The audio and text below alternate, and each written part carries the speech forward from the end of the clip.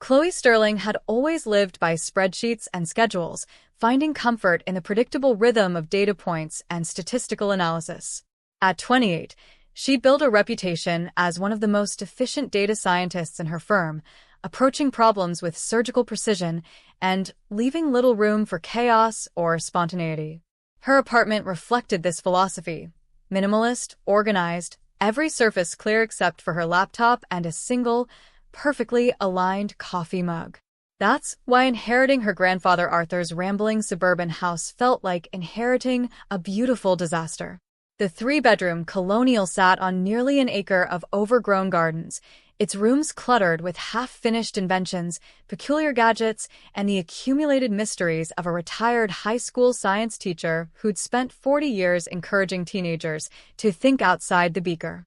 Arthur had been beloved in their small town, known for his elaborate backyard experiments and his habit of turning mundane lessons into theatrical demonstrations. Chloe had fond memories of visiting as a child, watching him conduct gravity experiments with rubber balls and explaining photosynthesis using a kaleidoscope he'd built from old telescope parts. But as she'd grown older, those memories had faded into the category of charming grandfather eccentricities, sweet, but ultimately impractical. Now, 3 months after his funeral, Chloe stood in his cluttered workshop, calculator in hand, mentally converting sentimental value into square footage and market appeal. The house needed to be sold. The equity would provide the perfect down payment for a sleek downtown condo she'd been eyeing, 2 bedrooms, granite countertops, and a view of the financial district that would inspire her to reach the next level in her career. "This is going to take forever," Sam muttered, emerging from behind a towering stack of popular science magazines that seemed to date back to the Carter administration. Sam had been Chloe's best friend since college, and possessed the same practical streak that had made their friendship so effortless. "Your grandfather apparently never threw anything away." "That's why we're starting in the workshop," Chloe replied, pulling on rubber gloves. "Once we clear out the big stuff, we can focus on the house itself. The estate sale is next weekend, and I want everything ready." The workshop was a testament to Arthur's scattered genius. Workbenches lined the walls, covered in half-assembled radio equipment, intricate wooden puzzles, and what appeared to be a partially constructed weather station. Mason jars filled with screws, springs, and components Chloe couldn't identify crowded every available shelf. The air smelled of old wood, machine oil, and something faintly sweet, perhaps the remnants of one of Arthur's legendary root beer experiments. "Look at this," Sam said, holding up a contraption that looked like a cross between a telescope and a periscope. "What do you think it does?" Chloe glanced over, already reaching for the donation box they'd labeled for anything too strange to sell but too elaborate to throw away. Probably helped him spy on the neighbor's bird feeders or something. Arthur was always convinced the cardinals were stealing seed from the finches. They worked in companionable silence for nearly an hour, sorting through decades of accumulated projects. Chloe found herself falling into a rhythm, categorizing items with the same methodical approach she used for data analysis. Scientific equipment went in one pile, tools in another, obvious junk in a third. The system was working perfectly until she reached the small wooden box tucked behind a dusty chemistry set. The box itself was unremarkable, about the size of a jewelry box, made from what looked like oak, with a simple brass latch. But when Chloe opened it, she found herself staring at something that defied easy categorization. Inside, nestled in faded blue velvet, were 7 wooden marbles, each about the size of a large grape. They weren't ordinary marbles. Each one had been carved with intricate precision, the wood polished to a warm, honey-colored glow. And on each marble, almost invisible unless you held it up to the light, was a tiny symbol etched into the surface. "These are beautiful," Chloe murmured, lifting one to examine it more closely. The symbol looked like a combination of geometric shapes, a circle intersected by a triangle, with tiny lines radiating outward like rays of sun. They must have been part of some kind of game. Sam looked over her shoulder. Arthur was always making puzzles for the kids at school. "Remember those wooden brain teasers he used to give you for Christmas?" Chloe nodded, but something about these marbles felt different. They seemed to have weight beyond their physical mass, as if they were holding secrets. She found herself rolling one between her fingers, surprised by how perfectly balanced it felt. Almost without thinking, she set it down on the workbench and gave it a gentle push. The marble rolled in a perfectly straight line across the uneven surface, defying the natural dips and warps in the old wood. Stranger still, it seemed to slow down gradually, as if drawn by some invisible force, before coming to rest near the corner of the workbench, directly beside a small, circular stain in the wood that Chloe hadn't noticed before. "That's weird," she said, trying the same experiment with another marble. This one behaved similarly, rolling with impossible precision toward a different corner of the workbench, where it settled beside another barely visible circular mark. "Weighted marbles," Sam said, but her voice carried a note of uncertainty. "He probably magnetized them or something." Chloe was about to respond when Sam's elbow caught the edge of a picture frame, sending it clattering to the floor. The glass didn't break, but the frame popped open, revealing that it had been hiding something behind the photograph, a piece of paper covered in Arthur's familiar, spidery handwriting. "What's that?" Chloe asked, kneeling to pick up the frame. The photograph showed Arthur at what must have been a school science fair, surrounded by beaming students and their experiments. But the paper that had been hidden behind it was far more intriguing. The handwriting was definitely Arthur's, but instead of his usual neat script, this looked hurried, almost excited. "When the first chime sounds and the final chime fades, the patient seeker will find what time has made. 7 keys to unlock the door, but only one will show you more. The circle waits where shadows play, and memory sleeps in yesterday." Below the riddle, Arthur had drawn a simple diagram, a circle with radiating lines, remarkably similar to the symbols on the marbles. "It's like a treasure map," Sam said, reading over Chloe's shoulder. "Or maybe part of one of his classroom games. Didn't he use to create elaborate scavenger hunts for the kids?" Chloe studied the paper, her analytical mind automatically trying to decode the riddle. "First chime, final chime," she repeated. "There's a wind chime in the garden, but I don't know what he means by first and final. Maybe it's about time?" Sam suggested. "First chime could be morning, final chime could be evening?" Before Chloe could respond, the sound of thunder rumbled overhead, followed by the distinctive patter of rain on the workshop roof. What had started as a partly cloudy afternoon was rapidly turning into a summer storm. "Great," Chloe muttered, glancing at her watch. "We should probably move inside before this gets worse." They gathered their sorting supplies and headed for the house, dodging increasingly heavy raindrops. The storm seemed to come from nowhere, transforming the bright afternoon into something gray and mysterious. As they reached the back door, Chloe noticed water beginning to pool near the foundation, not unusual for an old house, but potentially problematic for her sale timeline. Inside, the house felt different in the gray light filtering through rain-streaked windows. The normally cheerful living room, with its mismatched furniture and walls covered in Arthur's photography, seemed to hold shadows that hadn't been there before. The familiar space felt expectant, as if it were waiting for something to happen. "I should check the sunroom," Chloe said, remembering that the small glass-enclosed space off the kitchen had always been prone to leaks. Arthur mentioned something about loose flashing during his last visit. The sunroom had been Arthur's favorite spot for morning coffee and evening reading, filled with plants that had somehow survived the 3 months since his death. As Chloe entered, she could hear the distinctive sound of water dripping steadily onto the tile floor.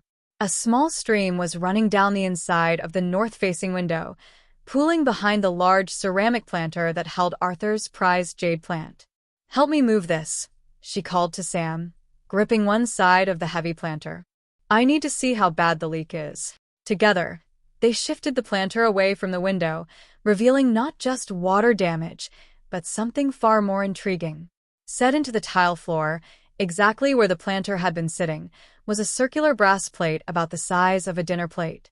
The metal had been polished to a warm glow, and in its center was a small, perfectly round indentation, exactly the size of the wooden marbles.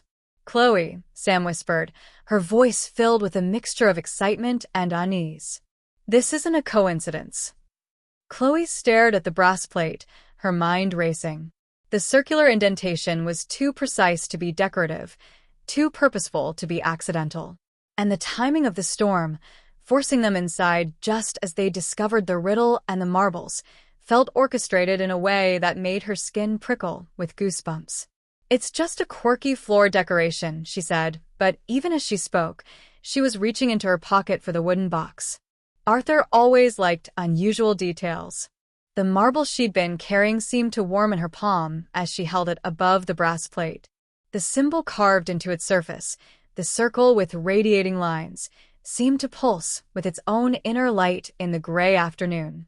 For a moment, Chloe hesitated, her practical nature warring with a growing sense of anticipation.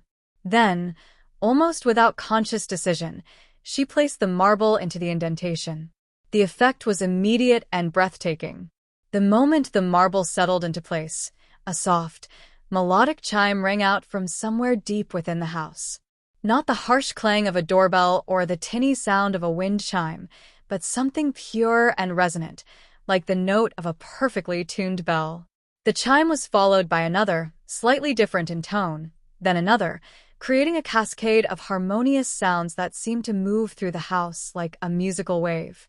Chloe and Sam stood frozen, listening as the melody built to a crescendo before fading into silence. "The first chime," Sam breathed. Before Chloe could respond, new sounds began to emerge from the walls around them. Soft clicking noises, like tiny gears engaging, seemed to move through the house's infrastructure. The sounds were subtle but unmistakable, the mechanical whisper of hidden machinery coming to life. "What did you do?" Sam asked, but her voice held wonder rather than concern. Chloe was about to answer when she noticed something extraordinary happening in the living room. The large bookshelf against the far wall, the one filled with Arthur's collection of science texts and nature guides, was moving. Not shaking or vibrating, but actually sliding sideways with smooth, silent precision. "That's impossible," Chloe whispered, but even as she spoke, she was moving toward the bookshelf, drawn by a curiosity that overrode her logical objections. The shelf continued its sideways journey, revealing a passage that shouldn't have existed. The opening was about 3 feet wide, lined with smooth wooden panels that matched the rest of the house's interior. Soft LED lights, invisible until now, illuminated a corridor that extended into what should have been solid wall. "Arthur built a secret passage," Sam said, her voice filled with the same mixture of disbelief and delight that Chloe was feeling. "How is that even possible?" Chloe approached the opening cautiously, peering into the hidden corridor. The passage extended for about 15 feet before opening into what looked like a small room. The walls were lined with the same warm wood paneling, and she could see additional brass plates similar to the one in the sunroom, each with its own circular indentation. But it was the sound coming from outside that made her pause. Through the rain, she could hear the wind chime in the garden. Not the random clanging of metal tubes caught in the storm, but a deliberate, melodic sequence that seemed to respond to the chimes that had just sounded inside the house. The final chime, she realized, remembering the riddle. It's not about time of day, it's about sequence. The first chime happens inside, the final chime happens outside. As if summoned by her words, the garden wind chime played its final note, and immediately new sounds began to emerge from the hidden passage. More mechanical clicking, accompanied by a soft whirring that reminded Chloe of the marble runs she'd built as a child, elaborate tracks that sent steel balls racing through loops and curves before depositing them in collection bins. "There's more," she said, stepping into the passage. "This is just the beginning." The hidden room was larger than it had appeared from the corridor, about the size of a generous walk-in closet. The walls were covered with intricate wooden tracks, not for steel balls, but sized perfectly for Arthur's wooden marbles. The tracks formed complex patterns, weaving up and down the walls, creating loops and spirals that seemed to serve no purpose other than beauty and wonder. But it was the centerpiece of the room that took Chloe's breath away. In the middle of the space, rising from the floor like a miniature monument, was a cylindrical chamber made of brass and glass. Inside the chamber, she could see the glint of more brass plates, more marble-sized indentations, and what looked like tiny projector equipment. "A time capsule," Sam whispered, following Chloe into the hidden room. But not like any time capsule I've ever seen. The cylinder was about 3 feet tall and 18 inches in diameter, its surface covered with intricate engravings that seemed to tell a story. Chloe could make out images of children playing, teachers demonstrating experiments, and families gathering around dinner tables. At the top of the cylinder, barely visible in the soft LED lighting, was a small brass plaque engraved with familiar handwriting. "For Chloe, life's greatest game." "He built this for me," Chloe said, her voice barely above a whisper. "All of it. The marbles, the riddle, the hidden passage. It's all connected." As if responding to her words, the marble tracks on the walls began to move. Hidden mechanisms activated, causing sections of the track to rotate and realign, creating new pathways for the remaining marbles. The wooden box in Chloe's hands seemed to grow warm, reminding her that she still had 6 marbles left. "I think," she said, studying the now active marble tracks, "I need to figure out where the other marbles go." The next hour passed in a blur of discovery and wonder.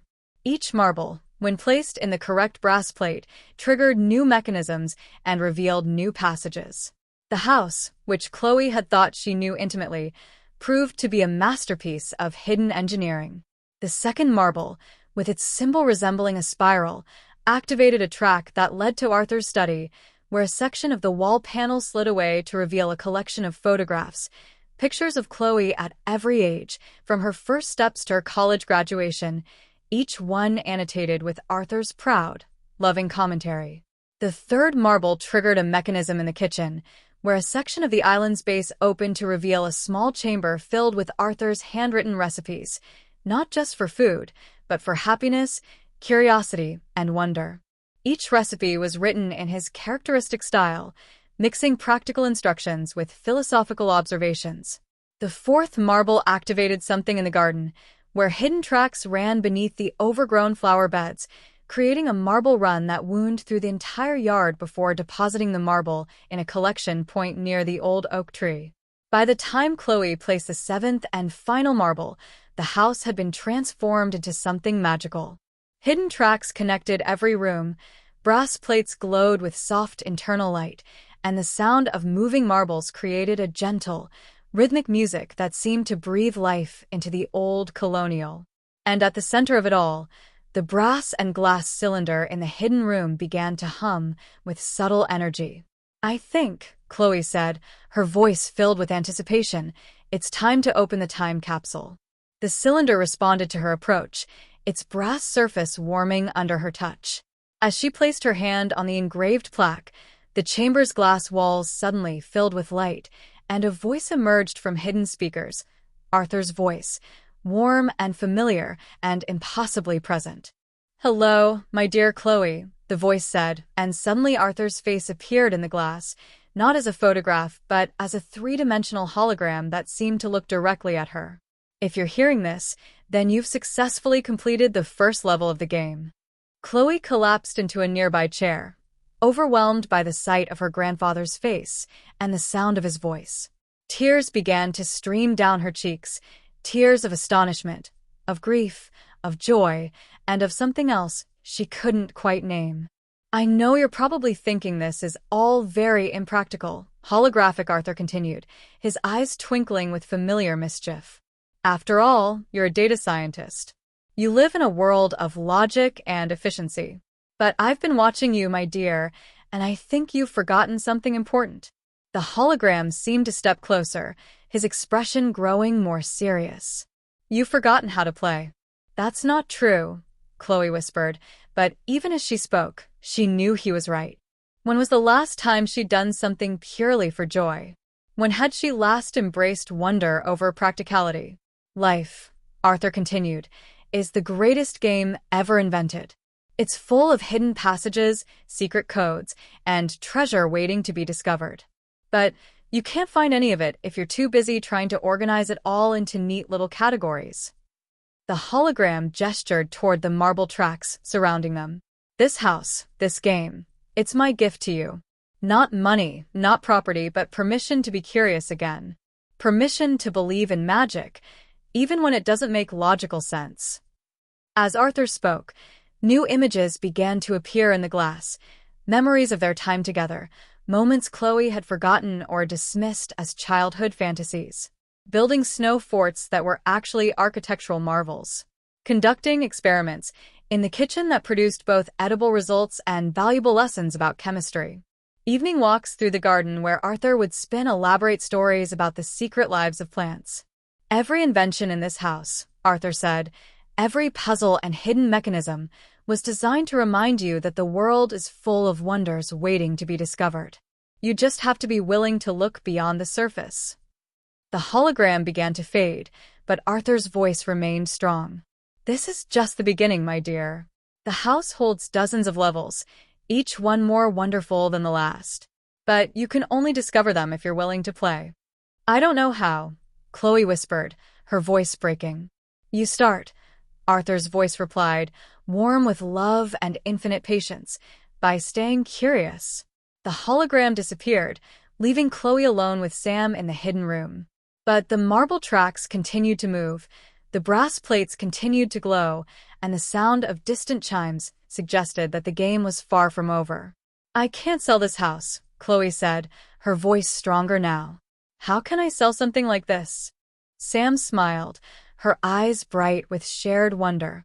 You can't, but you can live in it. You can discover all the levels Arthur built for you. Chloe looked around the hidden room, at the intricate tracks and glowing brass plates, at the time capsule that had revealed its first secret.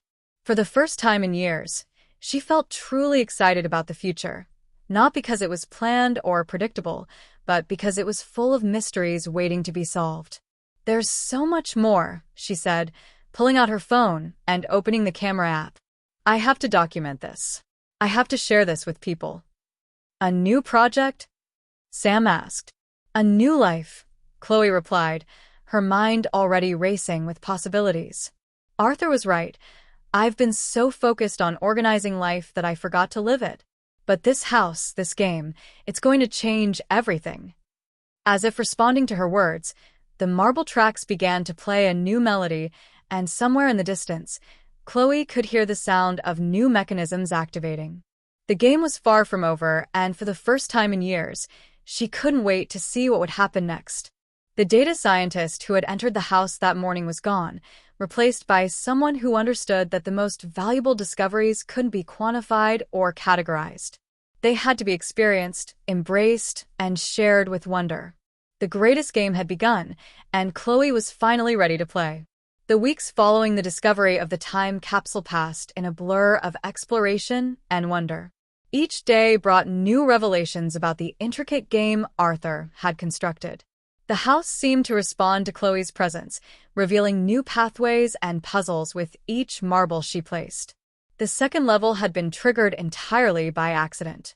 While cleaning the kitchen one morning, Chloe had knocked over a ceramic salt shaker, which rolled across the counter and fell into a previously unnoticed circular depression in the wooden cutting board. The moment it settled, the refrigerator had hummed to life with an unusual harmonic frequency, and the backsplash tiles had begun to glow with soft, pulsing light. Behind the refrigerator, a panel had slid away to reveal a narrow chamber filled with Arthur's handwritten journals. Not ordinary journals, but detailed accounts of every student he'd taught, every experiment he'd conducted, every moment of wonder he'd witnessed in 4 decades of teaching.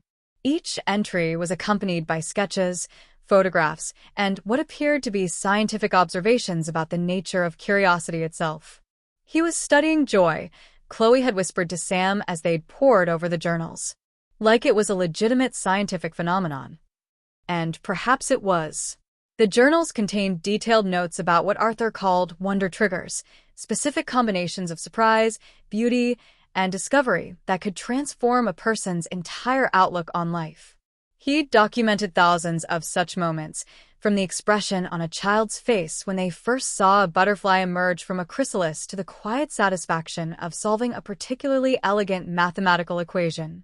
The third level had been revealed when Chloe had discovered that the old piano in the living room wasn't just decorative. When she played a specific sequence of notes, the same melody that had emerged from the wind chime during the storm. The piano's bench had opened to reveal a collection of sheet music Arthur had composed himself. Not ordinary compositions, but songs that seemed to incorporate mathematical principles, each note carefully calculated to create specific emotional responses. Playing the music had triggered mechanisms throughout the house. The grandfather clock in the hallway had begun to chime at irregular intervals, each chime corresponding to a different hidden panel opening somewhere in the house. The pattern was complex, requiring Chloe to move quickly from room to room, following the musical cues like an elaborate dance. The fourth level had been the most emotionally overwhelming. While exploring the attic, Chloe had discovered a trunk filled with items from her childhood visits, every drawing she'd ever made for Arthur, every science project they'd worked on together, every photograph from their shared adventures. But these weren't just mementos. They were clues to a larger puzzle. Each item had been labeled with tiny numbers, and when Chloe had arranged them in numerical order, they'd formed a timeline of her life from Arthur's perspective. The final item, a photograph of her at age 7, grinning gap-toothed as she held up a paper airplane they'd made together, had been mounted on a small brass plate identical to the others throughout the house. Placing her hand on the plate had triggered the most elaborate mechanism yet. The entire attic floor had rotated, revealing a hidden chamber directly below. Inside, she'd found Arthur's most precious creation, a scale model of the solar system, but not as it appeared to astronomers. This was the solar system as it might be seen by someone who understood that planets were living entities, each one pulsing with its own unique form of consciousness. The model had been connected to a complex network of gears and pulleys that extended throughout the house, creating a mechanical symphony that seemed to breathe with the rhythm of the universe itself. And at the center of it all, suspended from the ceiling like a glowing star, had been another holographic projector. This time, Arthur's message had been longer, more philosophical. He talked about the nature of time, about how memories weren't just records of the past, but living entities that could influence the present. He'd explained that the house wasn't just a game, but a kind of temporal laboratory, a place where the boundaries between past and present became fluid. Every moment of wonder, his holographic image had said, creates ripples that extend backward and forward through time. That's why I built this place, Chloe. Not just to teach you about curiosity, but to show you that the joy we create together never truly dies. The fifth level had been revealed through pure intuition. While sitting in the garden one evening, watching the sunset paint the sky in shades of rose and gold, Chloe had noticed that the shadows cast by Arthur's various garden sculptures were forming patterns. Not random patterns, but deliberate shapes that seemed to point towards specific locations. Following the shadow paths had led her to discover that Arthur had built an entire underground network beneath the garden. Not just root cellars or storage spaces, but a subterranean wonderland filled with glowing crystals, miniature waterfalls, and marble runs that created music as they operated. The underground chambers were connected by tunnels lined with fiber optic cables that carried light from the surface, creating the illusion of walking through a galaxy of stars. At the heart of the underground complex, she'd found Arthur's workshop. Not the cluttered space above ground, but a pristine laboratory filled with equipment that seemed decades ahead of its time. Here, he'd been working on his masterpiece, a device that could record and replay not just sounds or images, but emotions themselves. The emotion recorder had been connected to every mechanism in the house, capturing the wonder, joy, and love that each discovery had generated. Arthur had been building a library of positive emotions, an archive of happiness that would continue to grow with each person who experienced his game. The sixth level had been the most personal. While exploring the master bedroom, Chloe had discovered that Arthur's old wardrobe was actually a sophisticated control center for the entire house. Hidden behind false panels, she'd found monitors displaying every room, sensors that tracked movement and emotional states, and a complex computer system that seemed to be learning from her behavior. But it wasn't surveillance, it was care. The system had been designed to understand Chloe's preferences, her fears, her dreams. It had been subtly adjusting the house's responses to provide exactly the right amount of challenge and wonder, creating a personalized experience that evolved with her growth. The computer had contained thousands of files, each one labeled with a date and a brief description. Chloe's first laugh in the hidden room, the moment she understood the marble symbolism, her tears of joy at the time capsule. Arthur had been documenting every moment of her journey, not as a scientist studying a subject, but as a grandfather celebrating his granddaughter's rediscovery of wonder. The 7th level had been triggered by something completely unexpected: laughter. While watching Sam try to navigate one of the more complex marble runs, Chloe had burst into genuine, uncontrollable laughter, the kind that comes from pure joy rather than amusement. The sound had activated sensors throughout the house, and suddenly every mechanism had begun to operate in perfect harmony.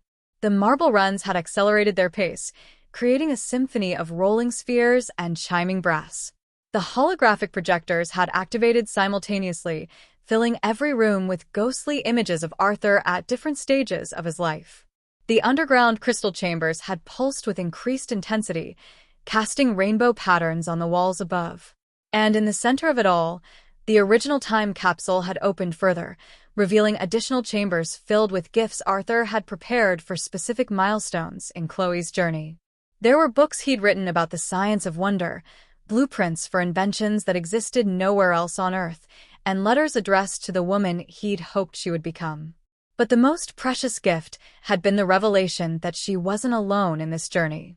Arthur had been building similar games for other people, students, colleagues, friends who had lost their sense of wonder. The house was just the prototype, the first in a network of wonder-generating experiences that Arthur had hoped would spread across the world. The 8th level had been revealed when Chloe had finally understood the true purpose of the wooden marbles. They weren't just keys to unlock mechanisms, they were seeds. Each marble contained a complete blueprint for creating wonder in others. When she'd placed all 7 marbles in a specific pattern Arthur had hidden in the garden, they'd begun to glow with inner light, and new marbles had begun to form from the brass plates throughout the house. She was meant to share them, to take them out into the world, and plant them in places where people had forgotten how to be amazed. Each marble would find its way to someone who needed to remember that life was meant to be an adventure, not a series of obligations. The 9th level had been the most challenging yet.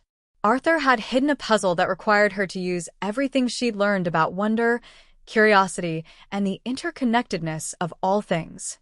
The solution had involved playing specific musical sequences, arranging garden sculptures in precise patterns, and activating multiple mechanisms simultaneously while maintaining a state of pure, childlike joy. The reward had been extraordinary, a room filled with Arthur's correspondence with other inventors, scientists, and dreamers from around the world. He'd been part of a secret network of people dedicated to preserving and nurturing human wonder. They'd called themselves the Keepers of Curiosity, and they'd been working for decades to create experiences that would help people remember what it meant to be truly alive. The 10th level had been personal in a way that left Chloe speechless. Arthur had somehow captured and preserved specific moments from their shared past, not just recordings, but complete sensory experiences. Through a combination of scent, sound, light, and subtle electromagnetic fields, he'd recreated the exact feeling of being 7 years old and helping him build a kite in the backyard. She'd spent hours in that recreated memory, feeling the sun on her face, smelling the fresh-cut grass, hearing Arthur's patient explanations about aerodynamics, and the joy of letting go. It had been more than nostalgia. It had been a gift of pure, unfiltered happiness. The 11th level had revealed that the house itself was alive in ways she'd never imagined. The marble runs weren't just mechanical devices. They were a nervous system that allowed the house to think, to feel, to respond to the emotions of its inhabitants. Arthur had created not just a game, but a living entity that grew more complex and beautiful with each person who learned to play. The 12th level had been triggered by an act of pure selflessness. When Sam had mentioned feeling overwhelmed by the complexity of the discoveries, Chloe had instinctively shared one of her marbles, placing it in Sam's hands with the simple intention of wanting her friend to experience wonder. The act had activated a mechanism that Arthur had designed to respond only to genuine generosity. The house had revealed a new chamber filled with tools for creating wonder experiences for others. Arthur had left detailed instructions for building smaller versions of his inventions, along with the materials and components needed to construct them. He'd wanted Chloe to become a creator of wonder herself, to carry on his work of helping people remember how to be amazed. The 13th level had been the most scientifically fascinating. Arthur had discovered that wonder wasn't just an emotional response, but a measurable quantum phenomenon. The feeling of awe actually altered the observer's interaction with reality at the subatomic level, making previously impossible things become possible through sheer belief and joy. The devices he'd built weren't just mechanical marvels. They were tools for manipulating the fundamental structure of reality through the power of human wonder. The marbles weren't just keys. They were quantum batteries charged with concentrated amazement. The 14th level had revealed Arthur's greatest secret. He'd been working with time itself. The house existed in a temporal bubble where past, present, and future were fluid. Every moment of joy Chloe experienced was simultaneously happening in the past when Arthur was building the game, and in the future when others would discover her documentation of the experience. The 15th level had been triggered by love. Not romantic love, but the deep, abiding love between grandfather and granddaughter that transcended death itself. The house had responded to this recognition by revealing its most sacred chamber, a room where Arthur's consciousness had been partially preserved, not as a recording but as a living presence that could continue to guide and encourage. The 16th level had been about legacy. Arthur had shown her that the true purpose of the game wasn't just personal transformation but the creation of a new way of being in the world. He'd wanted her to understand that wonder wasn't a luxury but a necessity, that a world without curiosity and joy would eventually cease to exist. The 17th level had been the most recent discovery, triggered by Chloe's decision to share her experience with the world through video documentation. Arthur had anticipated this choice and had prepared a special message about the responsibility that came with being a keeper of wonder. Now, 6 months later, Chloe sat in Arthur's workshop, now her workshop, editing a video that would become one of her most popular uploads. The Grandparents' Time Capsule Game series had transformed her modest YouTube channel into a sensation, drawing millions of viewers who were hungry for authentic wonder in an increasingly digital world. But more importantly, it had transformed her.